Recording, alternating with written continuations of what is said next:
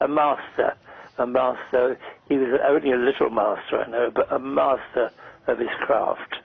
And he was like that. If you worked with him, I did quite a few things with Ronnie, and he was wonderful to work with. You know, you just felt so close. And you're right about his timing. His timing was immaculate. And a dapper little man, too. What a dapper little man always looked whenever you saw him anywhere. He always took a lot of pride about his appearance and like his timing with comedy. Just top rate. It's interesting you mentioned that, actually. I hadn't thought of that before, but every time Ronnie Corbett appeared, whether it was on a game show or as a guest on somebody else's chat show or in a sketch, you always noticed what he was wearing. And he had two things. He had that smile that was clearly genuine and always looking as if he was ready for work that day. Oh, yes. And those flashy ties that he used to wear and socks. Oh, no, he was a character in so many ways. And was himself all the time. You never saw Ronnie trying to be somebody else. So that he was Ronnie Corbett. As soon as when you just think about him, you can see his smile. You can see a jacket or something that he was wearing, and he was on the golf course as well. He was always very smart and looked the part. He looked the part all the time whenever you met him. Was that the sign of a man who took his life and took his work seriously but didn't take himself seriously? Oh, yes, exactly. You hit it there. He took himself, because he was always making remarks about himself, not only his stature and the size of him, but other ways he would make remarks about himself that were always in comedy. He was always on, if you know what I mean. You know, he never sort of tried to do anything. You can see his little smile. I'm watching the television at the moment, and you see that face. How can there be anybody else like Ronnie? He was just a great big hole has been left in show business because we no longer have him. That ability, sad.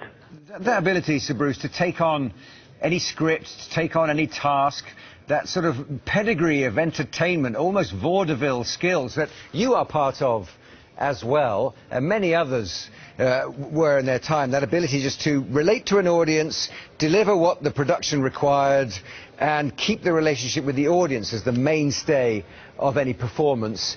That's a kind of multi-skilling that we don't see so much on TV today.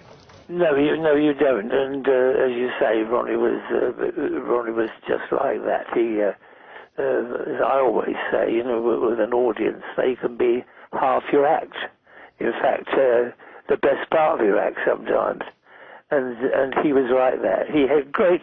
What I always love about a comic like Ronnie is great contact with the people that he's entertaining, and you feel he's doing it just for you, and that is a great contact, and it's a great skill that he had, and I just can't believe it that he's gone and no longer with us. No, and so many modern, younger generation comics like Ricky Gervais and all the rest who've had him as guests on their shows, have written parts for him in sketches that they've put together, Harry Enfield. They recognise his abilities and their application for the modern world, and of course they'll all miss him too. Of course they will, and he'd always fit in. He was very, very adaptable. You could put Ronnie with anybody and give him a script. If it was a good script, he'd often, I'm sure, alter a few lines here and there to make it more him. But no, adaptability is so important in our business, and Ronnie had that as well. He's also one of the few people who flourished being the straight guy in a partnership. He didn't get eclipsed by the partner. He actually kept his own career going as well. Oh yes, oh yes. He was never like the two Ronnies. Somebody was talking earlier on about him on the radio. I was listening. They were saying, he was a bit of a straight man. But I disagree with that completely. Ronnie was just as funny as Ronnie Barker all the time. And in fact, at times he maybe was funnier. They never. That was a partnership. And that's how they treated one another, with great respect. Does it make you pause as well and look back at your own career, Sir Bruce, tracking alongside so much of what the two Ronnies and so many others were doing over all those years? Yes, very much so, because we were different entertainers then.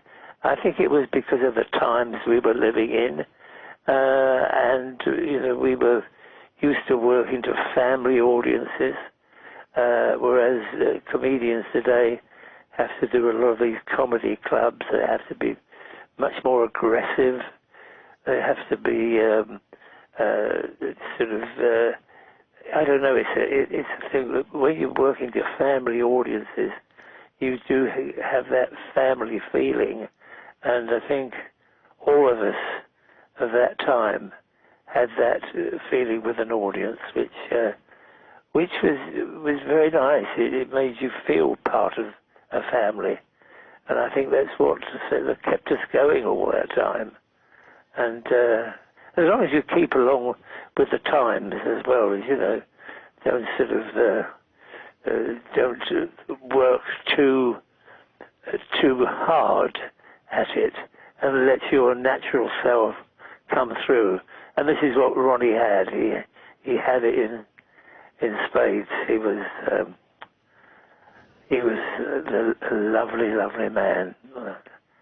It's been hard to talk about him, actually, because I can't believe he's gone. And as a result, I really appreciate you coming on to talk about it, Sir Bruce. Thanks very much indeed for sharing your thoughts with us on a difficult day.